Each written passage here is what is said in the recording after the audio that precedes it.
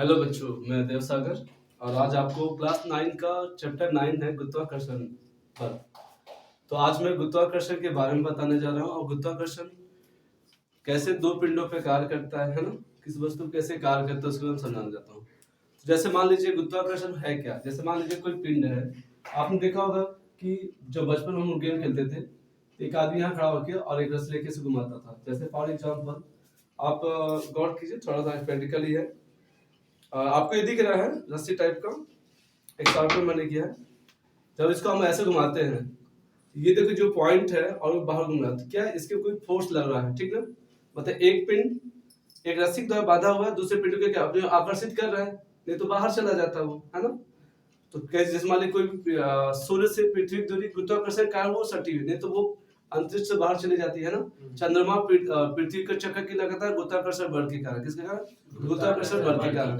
तो गुरुत्वाकर्षण बल ये कहता है, देखिए बता रहे हैं आपको कि फॉर आप समझिएगा,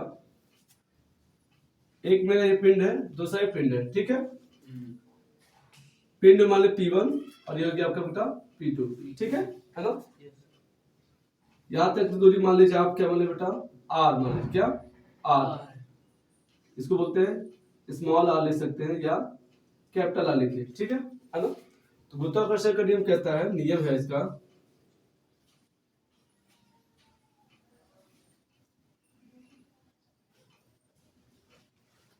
कि किसी दो बिंदुओं का मास जो होता है, जैसे मान लीजिए इसका m मास है, इसका m2 मास है ना, ठीक है। क्या m मास मतलब जैसे मान लीजिए आपने देखा कि आपको देखो ये शार्पनर दिख रहा है ना, इसका अलग मास होगा और मैं इसको पुश किया, मतलब इसका बल ज्यादा होगा ना, है ना।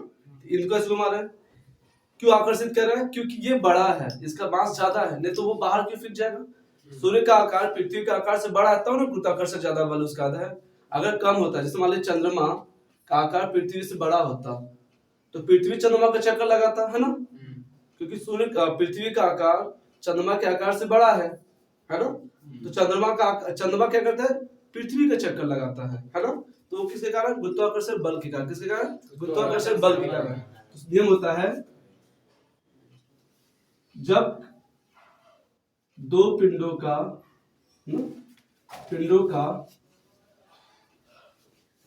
द्रव्यमान, है ना, दो पिंडों का द्रव्यमान जैसे कि m1 व m2 का गुणनफल, ठीक है, गुणनफल तथा उन दोनों पिंडों के बीच की दूरी, है ना, उन दोनों पिंडों के, है ना, बीच की दूरी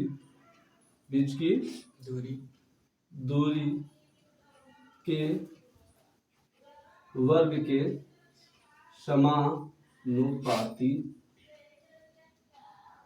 होता है। किसके पक्ष में? बल के सापेक्ष में। किसके? बल के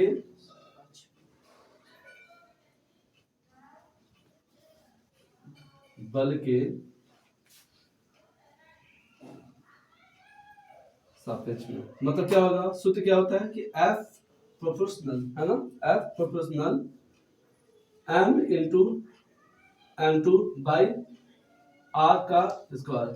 ये किसका? इसका फॉर्मूला है, ठीक है। तो देखो हम फोर्स लगा रहे हैं, किस पे लगा रहे हैं? दो पिंडों पर, इनकी बीच की दूरी पर। मतलब एक पिंड बड़ा होगा दूसरे पिंड की अपेक्षा, है ना। इनकी बीच दूरी किसी फोर्स के कारण, जैसे मतलब किसी चीज को ऐसे घुमाते हैं तेज पे, तो एक फोर्स लग रहा है बाहर की ओर, तो कौन सा फोर्स है? ये फोर्स है, ठीक है भाई, बल के सापेक्ष में लगा रहे हैं। अगर इसको सॉल्व करेंगे तो इसका होता है F इक्वल टू, या इसको लिख देते हैं F इक्वल टू G, है ना, G m1 into m2 by r2 का r स्क्वायर। जहां G जो है, जहां क्या है? G एक ग्रेविटेशनल फोर्स है। क्या है? ग्रेविटेशनल फोर्स, ठीक है, ठीक ना। अब ठीक यहां तक समझ आया। तो इस पूरे पार्ट्स में हम पढ़ेंगे कि किसी दो पिंडों पर लगने वाला बल, है ना। जैसे मान लीजिए कोई पिंड, जैसे एक फार्मूला आता है फॉर एग्जांपल के लिए, मान लीजिए कोई m1 का ये है, ठीक है, मतलब 5 kg का कोई द्रव्यमान का पिंड है ना, इधर 8 kg द्रव्यमान का पिंड है। बीच की दूरी आपको दे दिया, है ना, कि 10 सेंटीमीटर या 10 किलोमीटर या 10 मीटर दे दिया, तो आप कैसे समझेंगे कि इसको कितना फोर्स इस पे कार्य कर रहा है? तो ग्रेविटेशनल फोर्स का फॉर्मूला होता है, जैसे मान लीजिए आप समझिएगा, G इक्वल टू 9.8 मीटर पर सेकेंड स्क्वायर, है ना? ठीक है, ग्रेविटेशनल फोर्स का मान होता है कि G 9.8 है ना, मीटर पर सेकेंड स्क्वायर। मतलब अगर 9.8 के इसमें गुणा कर देंगे तो आपका फोर्स पता चल जाएगा कि कितने फोर्स से कोई पिंड अपनी ओर आकर्षित किया, कितने फोर्स से बाहर क्यों खींच रहा है ना? बाहर जितना फोर्स लगता है उसको आप ज्ञात कर सकते हैं। इसके लिए फॉर्मूला है बेटा कि आप समझिएगा बेटा,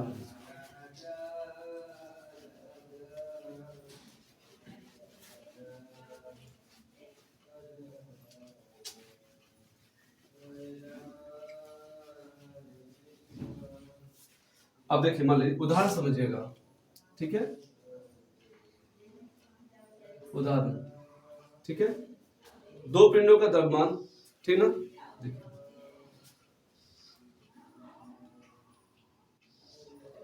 पिंडों का द्रव्यमान, ठीक है, दो पिंडों का द्रव्यमान क्रमशः, ठीक ना, 5 केजी या तथा 8 केजी है, ठीक है ना?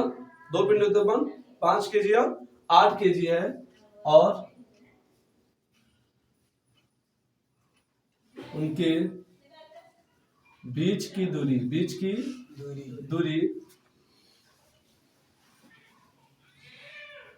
4, है ना, 4 मीटर है। तो बल की गणना कीजिए, बल की गणना कीजिए जहां G इक्वल टू, है ना, G इक्वल टू 9.8 मीटर पर सेकेंड स्क्वायर, ठीक है, G इक्वल टू 9.8 मीटर पर सेकेंड। तब क्या लिखेंगे बेटा? जो पहले दिया होता है ना, जो पहले में दिया होता है, तो हल लिखेंगे। क्या दिया है? M1 का मान मान लीजिए 5, है ना, M2 का मान बेटा कितना हो जाएगा? 8 केजी, है ना, ठीक। और R1 इक्वल टू कितना दिया बेटा, या R बोल सकते कितना दिया बेटा? 4 मीटर। कितना दिया है? 4 मीटर। तो ये 4 मीटर हो गया, है ना। सूत्र क्या होता है? F इक्वल टू G, है ना, M1 M2 बाई R1 का स्क्वायर, ठीक है। तो आप फोर्स कितना कर सकते हैं बेटा? जैसे मान लीजिए ये कितना होगा? 9.8 गुणे M1 का मान 5 गुणे 8 बटे 4 का स्क्वायर। यहां तक समझ आया आपको? ठीक है। अब देखिए ये F गुणा कर लीजिए, देखिए 9.8 इंटू 8.40 बटे 16 हो गया, है ना, ठीक है, ठीक। अब सॉल्व कीजिए, इसके से गुणा करेंगे कितना आएगा? ये 0 हो गया, 8 चौक 32 के 2 कितना होगा? 9 चौका 36 और 36 3 39, कितना होगा बेटा? 39 बटे 16। जब आप उसका भाग करेंगे जो वैल्यू आएगी, जैसे मान लीजिए तो F इक्वल टू आ जाएगा आपका, जो वैल्यू आएगा वो न्यूटन में आएगा। किसमें आएगा बेटा? न्यूटन में। तो भाग करते हैं बेटा, जैसे मान लीजिए 4 से कटेगा, ये 4 चौक 16, है ना, ये भी 4 से कटेगा, 4 9 36, बचा कितना बेटा? ये 3 बचा ना, तो 4 8 32, ये 0 के 0 हो गया, मतलब ये आ गया आपका 9.80 बटे 4, ठीक है। फिर आप काट सकते हो इसको, देखिए काट सकते हैं इसको, काटिए इसको, कितना कटे पाएगा बताइए इसको। देखिए 4 दूना 8, 1 बचा, है ना, ठीक है। फिर आपका ये बचा 4 चौके 16, 2 बच गया, 4 पंचे 20, मतलब मैं बता 245 न्यूटन का फोर्स लग रहा है इनके बीच में, ठीक है। कितने? 245 न्यूटन का फोर्स लग रहा है। आगे समझ, ठीक है। तो ऐसे ही समझना है, जैसे आपको क्वेश्चन में बोल दिया कि इस टाइप का क्वेश्चन दे दिया कि दो पिंड का द्रव्यमान 5 केजी तथा 8 केजी है, उनके बीच की दूरी 4 मीटर है। अगर ग्रेविटेशनल फोर्स कितना है? 9.8 मीटर पर सेकंड, जिसको द्वितीय फोर्स बोलते हैं, तो फोर्स का मान ज्ञात कीजिए। कौन सा फोर्स का? बल, कि कितने बल से हम बाहर क्यों किसी को ढकेल रहे हैं। भाई फोर्स से बाहर बल चाहते हैं बाहर क्यों ढकेलेगा। अगर मैं बोला जैसे कि 10 केजी का आदमी को अगर 5 केजी आदमी खींचेगा उसको ज्यादा फोर्स क्या उसको पड़ेगी, है ना। मतलब 10 केजी वाला आदमी 5 केजी आदमी को ऐसे घुमा के नहीं फेंक देगा, फेंकेगा नहीं फेंकेगा। ये समझिएगा कि जैसे मान लीजिए पहले जमाने हम लोग लट्टू लेते थे, लट्टू एक रस्सी होती थी बड़ा सा ऐसे घुमाते थे। जैसे आपको मैं पिछले 10 मिनट पहले मैं सिखाया था कि किसको कैसे करते हैं। जैसे मान लीजिए एक शार्पनर है ना, मेरे एक रस्सी से बांधा इसको दिख रहा है आपको, ठीक ना।